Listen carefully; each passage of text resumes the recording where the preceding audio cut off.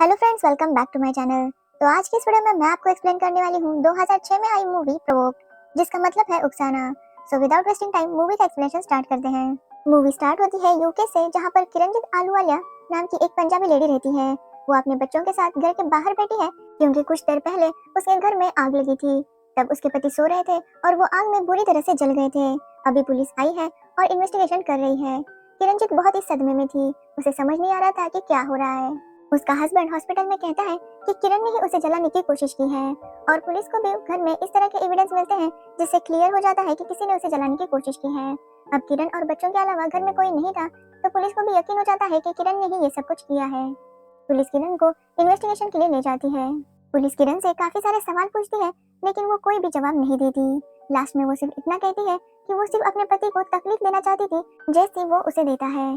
Police इस बात को कन्फेशन मान लेती है और किरण को अरेस्ट कर लिया जाता है। किरण के बच्चों को उनके दादी के घर भेजा जाता है, जो कि यूके में ही रहती थी। किरण को जेल भेज दिया जाता है, लेकिन किसी को भी यकीन नहीं हो रहा था कि किरण ऐसा कुछ कर सकती है, क्योंकि वो एक सीधी सादी हाउसवाइफ थी। जेल में भी किरण काफी डरी डरी से रहती थी, लेकिन उसको एक जेलमेट मिल जाती है जिसका नाम था वेरोनिका। वेरोनिका काफी डेरिंगबाज थी और वो किरण का हर वक्त साथ देती है। किरण और उसकी काफी अच्छी फ्रेंडशिप हो जाती है, जिसके बाद किरण को जेल में कंफर्टेबल फील होने लगता है। किरण को जब भी मौका मिलता तो वो अपने बच्चों को कॉल लगाती, लेकिन उसकी सास उसके बच्चों को उससे बात करने नहीं दे रही थी। किरण को एक लेडी लॉयर दी जाती है जो किरण से मिलने आती है। वो किरण को जो हुआ वो सब कुछ पूछने लगती है, जिसके बाद किरण उसे अपनी पीठ दिखाती है। उसकी पीठ पर काफी ज्यादा चोट लगी थी। एक्चुअली किरण का पति दीपक उसे काफी ज्यादा मारता था। जब उनकी शादी हुई तब किरण बस 18 साल की थी। उसे आगे पढ़ाई करनी थी, लेकिन घर वालों ने कहा उसके लिए शादी करना ही अच्छा है। शादी के बाद दीपक काफी अच्छा था उसके साथ, लेकिन धीरे धीरे वो अपने रंग दिखाने लगता है। जब दीपक का एक फ्रेंड किरण की तारीफ करता है तो दीपक किरण पर गुस्सा हो जाता है और उसे जोर से मार देता है। अगर किरण ने कभी कोई वेस्टर्न कोट भी पहना तो भी दीपक को अच्छा नहीं लगता था। वो किरण को खूब डांटता। धीरे धीरे दीपक का किरण को मारना जैसे उसके लिए नॉर्मल होता जा रहा था।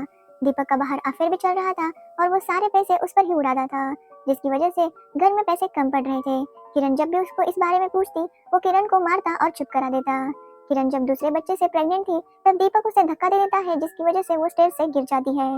इस सब में भी दीपक किरण की ही गलती निकालता है। 10 साल हो गए किरण ये सारे जुल्म सह रही थी और अब उसकी बर्दाश्त की हद हो चुकी थी।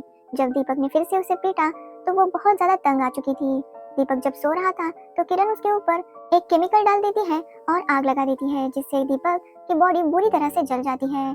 जब लॉयर ये सब कुछ सुनती है तो वो किरण से कहती है कि किरण ने अगर दीपक को तब मारा होता जब वो उसे मार रहा था तो वो किरण को बचा सकती थी, लेकिन किरण ने जब उसे कोई खतरा नहीं था तब दीपक को मारा है, जिसकी वजह से उन्हें केस लड़ने में प्रॉब्लम्स हो सकती है।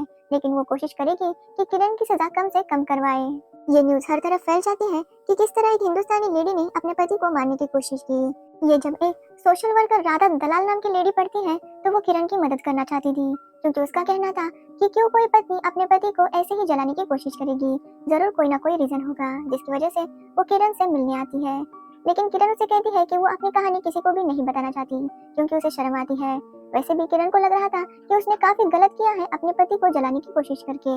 राधा उसे समझाने की कोशिश करती है कि उसने कुछ भी गलत नहीं किया, लेकिन किरण की नजरों में ये एक पाप था।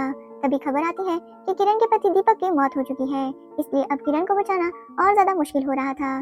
किरण को बस अपने बच्चों की फिक्र थी, क्योंकि उसकी सास उसे बात नहीं करने दे रही थी। राधा किरण से कहती है कि वो जल्द ही किरण के बच्चों को उससे मिलने के लिए लेकर आएगी। किरण इस बात से काफी ज्यादा खुश होती है। किरण को अब असली आजादी का मीनिंग समझ रहा था।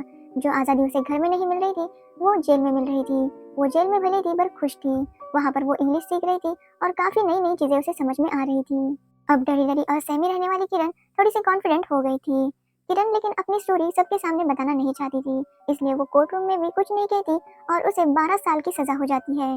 लेकिन राधा ने ठान लिया था कि वो किरण की मदद करके रहेगी, क्योंकि राधा की एक बड़ी बहन थी जिसका पति उसे हमेशा मारता रहता।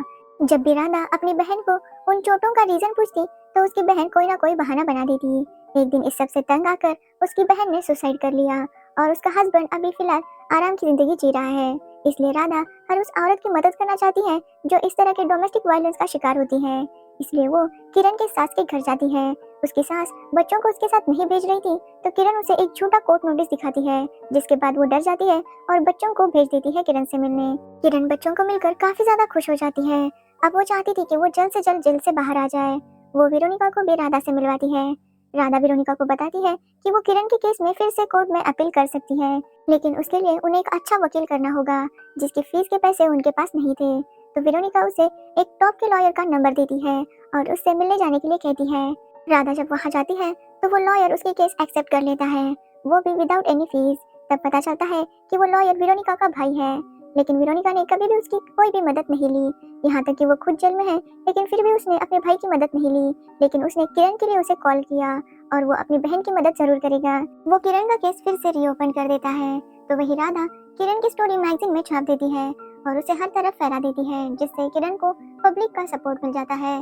सब लोग चाहते थे कि किरण को अब रिहा कर देना चाहिए, क्योंकि जो हुआ उसमें किरण की कोई भी गलती नहीं थी। तो वही लॉयर भी कोर्ट में ये साबित कर देता है कि दीपक ने किरण को 10 साल में कितना टॉर्चर किया है, जिसकी वजह से किरण की मेंटल हेल्थ ऐसी हो गई थी और उसने सदमे में आकर दीपक के साथ ऐसा किया। साथ ही किरण की डॉक्टर भी उसके साइड में गवाही दे देती है कि किस तरह दीपक उसे मारता था, जिसके बाद ये क्लियर हो जाता है कि ये कोई मर्डर नहीं था। दीपक जितना उसे टॉर्चर कर रहा था, जिसकी वजह से किरण ने ऐसा सब कुछ किया। और फिर किरण को बस 3 साल की सजा हो जाती है, लेकिन ऑलरेडी किरण 3 साल जेल में बिता चुकी थी, इसलिए किरण को फ्री कर दिया जाता है। किरण के सपोर्ट में काफी सारे लोग वहाँ पर आए थे। किरण उन सबसे कहती है कि ऐसी बहुत सी लेडीज हैं जिनके ऊपर ये सारा अन्याय हो रहा है, उन सबको उनकी जरूरत है, इसलिए जब भी उन्हें कुछ ऐसा पता चले तो वो उस लेडी की जरूर मदद करे। फिर कहानी कुछ टाइम आगे बढ़ जाती है, जहाँ पर किरण अपने बच्चों का अच्छे से ख्याल रख रही है।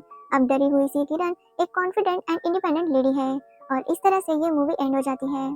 तो ये था प्रोवोक्ड मूवी का एक्सप्लेनेशन। अगर आपको इस मूवी की स्टोरी और एक्सप्लेनेशन अच्छा लगा हो तो वीडियो को लाइक कमेंट शेयर जरूर करना और मेरे चैनल को सब्सक्राइब करना बिल्कुल मत भूलना। Thanks for watching the video.